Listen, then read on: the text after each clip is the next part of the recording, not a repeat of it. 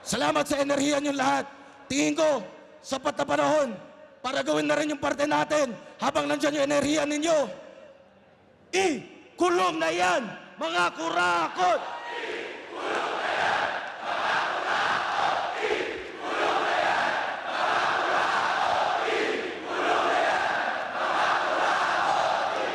At sa kanan ko, galing pa ng Balanga, Bataan, para sa inyo, mag-ihay tayo lahat para kay Team City. Puno ka hangin, parang balloon. Matalino pa sa'yo si I.R. Bahoon. But soon, tatawagin ka na rin great, kasi ikaw ang pinakamatalino eh. I'm telling you straight, I'm calling you fake. Sa classroom, ikaw ang bongbong classmate. Yo, real jokes from Manila.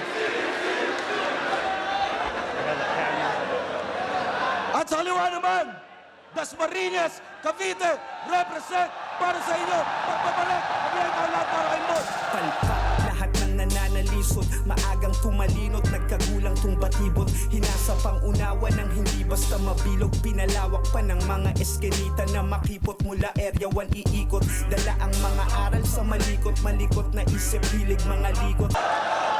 Yo!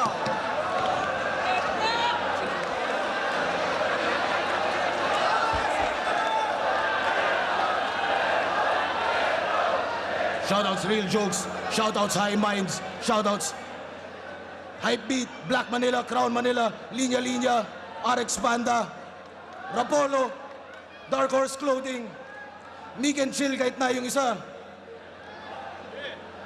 Lahat ng represent collab, 7-4 Shift, Unhinged, Ulap, shoutout sa kanila lahat ng tulong suporta. Nanalo ng coin toss, si Mott, pinili niya mauna, si Team City.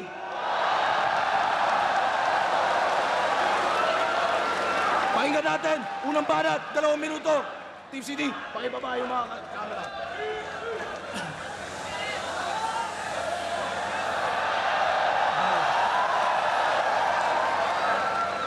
Yo, dinig?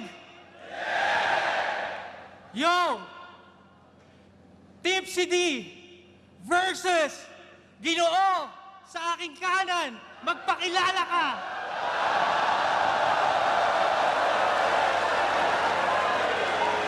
Sino nga ba to? God damn it! Baliktaran! Ayos balik pinanggalingan. Mukhang kay Phoebe walang pinatunguhan. Dito nanliligaw ka ata. Teka, akala ko ba nakikinig? Sabi ko walang pinatunguhan. Balik pinanggalingan. Damit baliktaran. Naliligaw ka ata!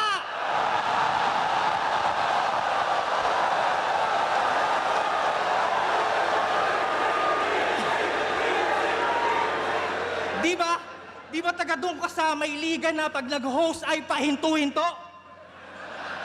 Oh, anong pakiramdam na ma-introduce ka ng hindi sinto-sinto?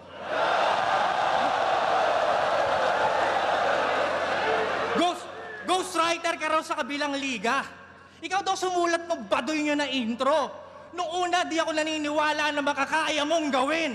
Hanggang sa naisip ko, yung let's go pangil, let's go, ay let's go pangil, let's go, kahit pabalik na rin!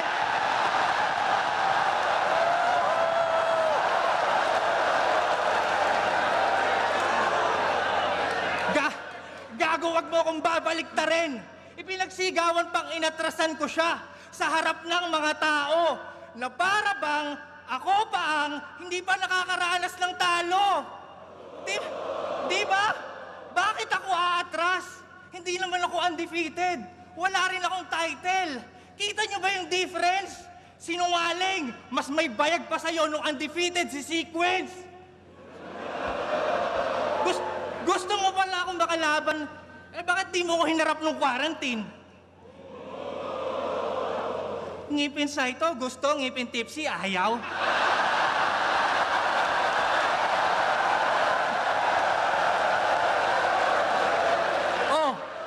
Di na po ko sa kasinungalingan. Kung sa bagay, pandemic nga pala, pag may corona, inaalagaan.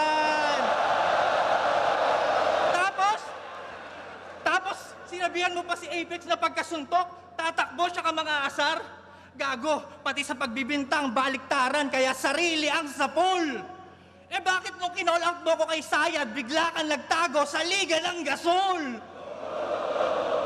O ngayon, nandito na ako sa harap mo, ano? Ahon game?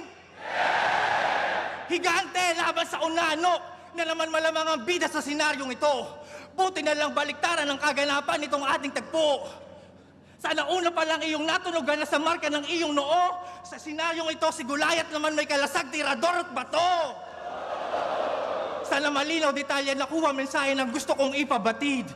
Saluhin mo atake ng puwersa kung doble maharang manay tatawid.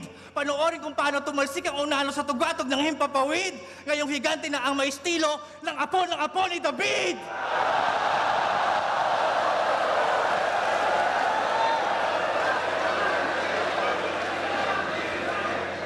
Tahimik! Meron akong nakita. Isang bisita. Tagaktakang pawis. Sa kagubatang konkreto, puno ng kahayupan ng pabrika. Huwag nang kumontra sa bales ng mga elemento sa patibungay na akit ka. Kita naman sa mga senyales, hindi ka pa perpekto, hahatakin ka ng makina. Mga hilaw mong materyales, lalamunin sa proseso, ito'y aking industriya! Kaya paano sang ang amoy kung sa pagkalunod ay naabo, kung pag-ahon niya sa dagat-dagat ang apoy, umuulan naman ng palaso. Ano? Oo, yun ay Emar at Lucas. Left field ginamit pang lunas sa baliktaran niyang salita. Pero sa akin kabilaan, overpower na yung sa kanan, kaya akala nag-cheat pag nangaliwa. O ano, masyado bang niyabangan yung bata? Bakit? Matanda na ba ako para magpabibo? Matatawag pa bang veteranong overrated kung epektibo pa rin gamit yung underrated na estilo? Anong akala nyo, makikipagkaibigan ako dito? Hindi, no? Sapat lang may isang repa na sinyo, kahit magkaiba kami ng prinsipyo, nasa pasarapan na ako ng buhay, pero kung usapang pagalingan, mananatili ako dito!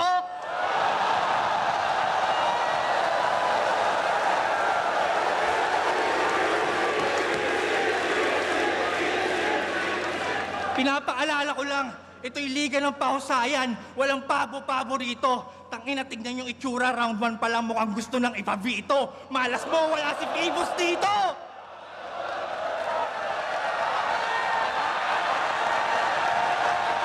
Yow! Yow!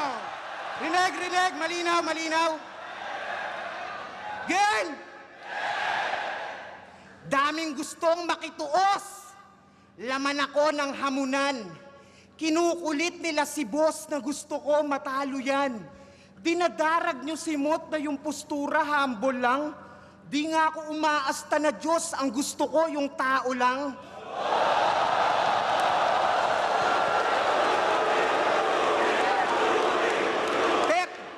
Pero alam kong nanggigigil na yan.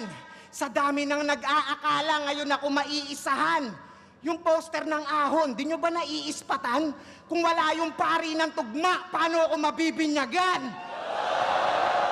Oo, hiniling, parang dasal. Hindi na set nung tumagal.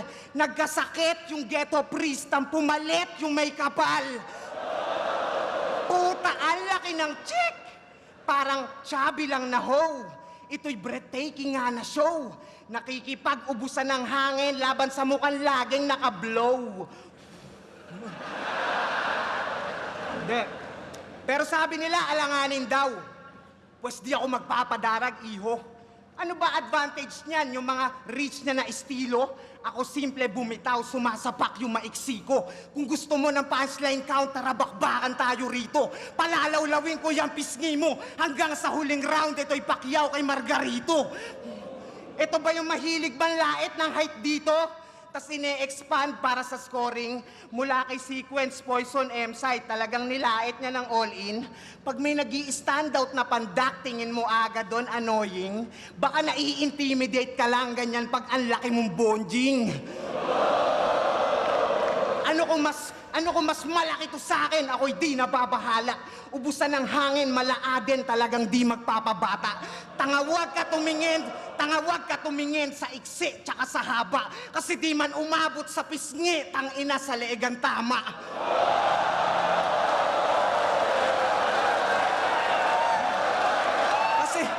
Kasi isa lang tong malaking mamon.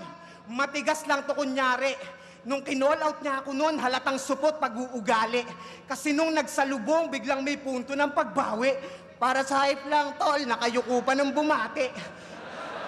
Hoy, pisngi, wag mo ko idaan sa mga peke mong ngiti. Manindigan ka sa pagsagi, dapat yung ego mo tuli. At yung body bag mong sinasabi ay isipin mo uli. Kung ako yung pagkakasyahin, ba't ikaw yung tumutupi? Ano sasabihin mo ngayon? Yung PSP ng scam? Well, labas yun sa konsensya ko.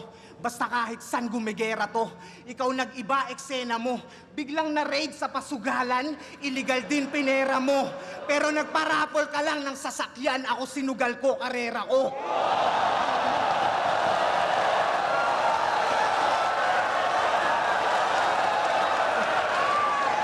Kaya wag mo kumpara yung mga baho natin recently.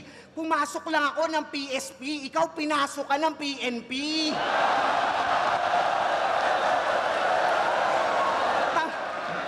Tangina, paldo na sana. Kaso yung mga kwarta niya na hold. Pagkor nga naman yung kasama, talagang aagawan ka ng gold.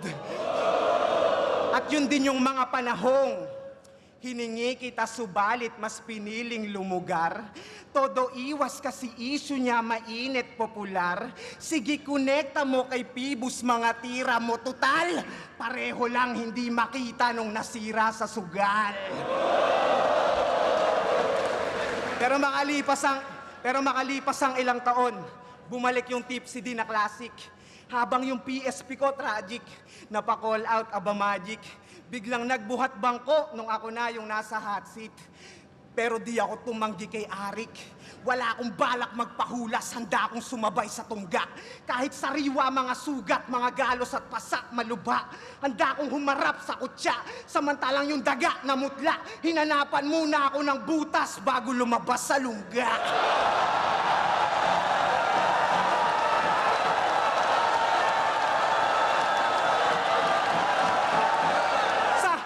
Flip-top ako nakilala. Sa flip-top din ako malalahos.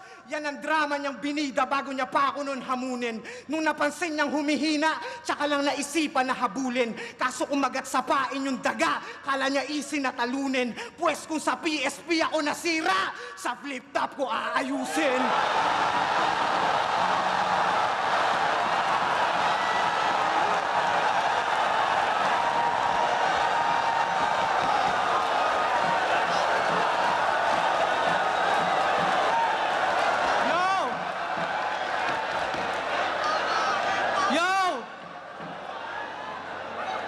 Tangina.